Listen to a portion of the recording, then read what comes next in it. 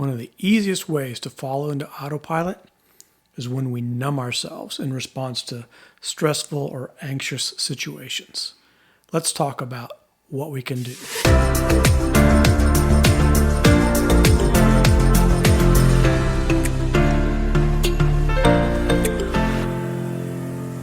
We've been talking recently about watchfulness and how important it is to your marriage.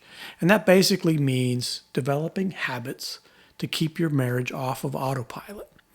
Autopilot's dangerous because it allows you to just drift apart over time, really without even noticing it. Another thing that can be dangerous for your marriage is when we choose to anesthetize ourselves against negative emotions.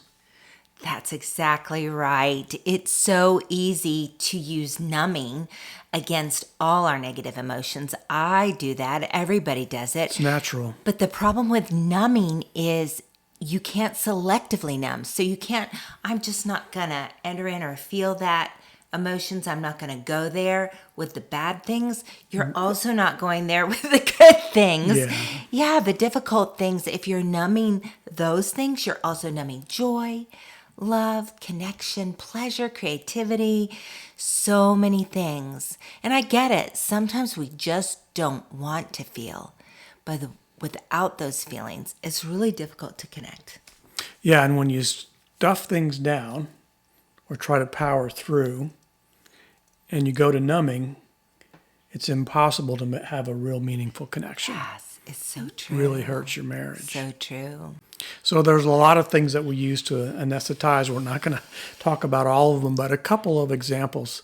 Like one is just busyness. Oh, busyness is definitely one for me. I literally have to put X's on my calendar because what I do is I fill up my life so that I never have time to myself to think or feel because I'm a little bit afraid of my feelings sometimes. Yeah. So especially if you're somebody who can go to anxiety easily, you just try to stay busy. Not a good choice. Not a good choice. It's really easy to go to media overload as well to numb yourself. To endless binging of TV episodes. Yes, it's true. Gaming is another one that we can numb ourselves with. Just sit in the dark and stare at that screen. Endless time on the computer. Just be aware of when you're using media to numb yourself. And social media as well. Especially. Like we will just get on Reels and just be scrolling, and before you know it, half an hour's gone by or more. They designed social media to suck you in and to have you zone out.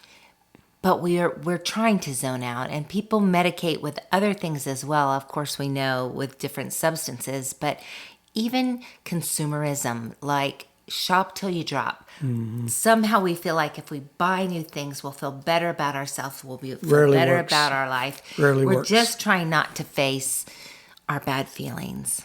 Yeah, and there are lots of things that we use, other things that maybe you're aware of that we didn't list here. But the thing is that when you're numbing yourself, regardless of what you're using to do it, you are also really hurting your relationship because you can't have real, genuine connection with your spouse when you're numbing yourself against the negative emotions. You can't have the joy, you can't have the love, you can't experience the oneness when you're numbing yourself. Right. And I tend to numb from anxiety. I don't want to feel, I want to stay in control.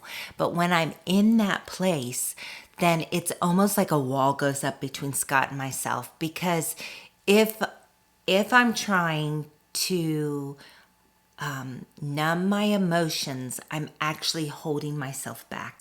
So what I found really helps is to get a quiet time that I'm going to spend with the Lord and with my journal or something to write on, and go to that quiet place and face those feelings.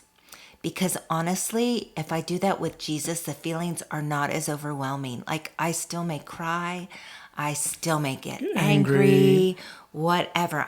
I'm going to write out how I'm feeling while I cry, while I'm muttering. Maybe I'm writing out angry things, whatever it may be, but I invite Jesus in.